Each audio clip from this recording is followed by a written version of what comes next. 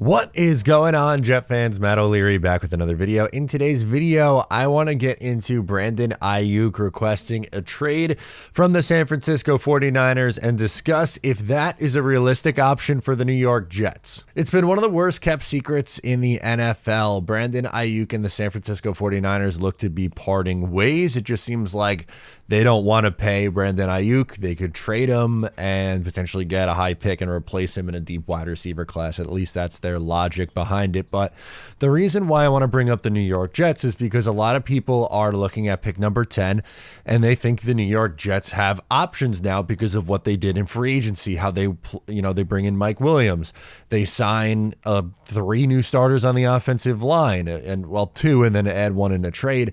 So moral of the story, the Jets have options at pick number 10, but does that allow them to get creative enough to land a stud wide receiver who is in his prime at just 26 years old? Now, for me, I don't think I would give pick 10 straight up, but if you could tell me that you could do something like pick 10 for Aiyuk and 31, that might interest me a little bit more. So the dropping back 21 spots in the first round would essentially be the equivalent of pick number 26 overall. So San Francisco would be getting a value of a first round pick, a late first round pick, albeit, but a first round pick for Brandon Aiyuk, while the Jets also keep a first round pick. Granted, they're dropping back very far, going from pick 10 to 31 is a really, really big difference, but you would then be able to use that swing in the first round, again, later in the first round, on a different position. You wouldn't necessarily have to go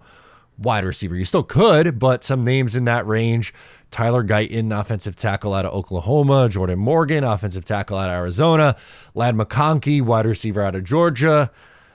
Plug your ears, but Tyler Nubin, safety, out of, where's he from? Minnesota, I believe.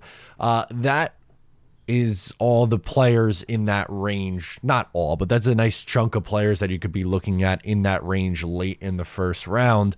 While, again, you keep your first round pick, but get someone who's coming off of a 1,300-yard season. He had 1,342 yards and 7 touchdowns. He's coming off back-to-back 1,000-yard seasons and would add a really, really useful piece because, as everyone knows, the Jets need more at the wide receiver position. No one is going to deny that. There is a major con, though, in all of this, and you kind of just have to debate if it's something that you'd be willing to do because, yes, you have to give up what would probably be the equivalent of a first-round pick in order to land him. You'd also have to pay him, and with the 2022 draft class coming up on needing new contracts, you have to decide if that's something that you want to take on, where, yes, you'd be trading and getting an absolute stud wide receiver, but then you'd also have to pay him. And does that impact your ability to re-sign guys like Sauce Gardner and Garrett Wilson and Jermaine Johnson and Breece Hall? And, it really depends on how they want to go about building the roster. So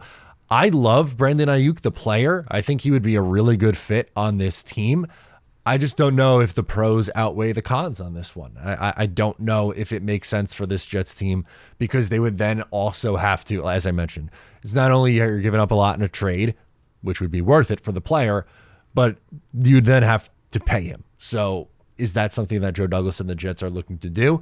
I would say probably unlikely, but worth discussing because, again, the flexibility that the Jets now have in the first round of the NFL draft because of everything they did in free agency. I don't think they would do it, but if the Jets are looking to make a splash and make a big swing and go down swinging in what is a win now window, who knows? Maybe they pull it off. Let me know your thoughts in the comments. I am Matt O'Leary. Subscribe if you're new. Catch you guys next time.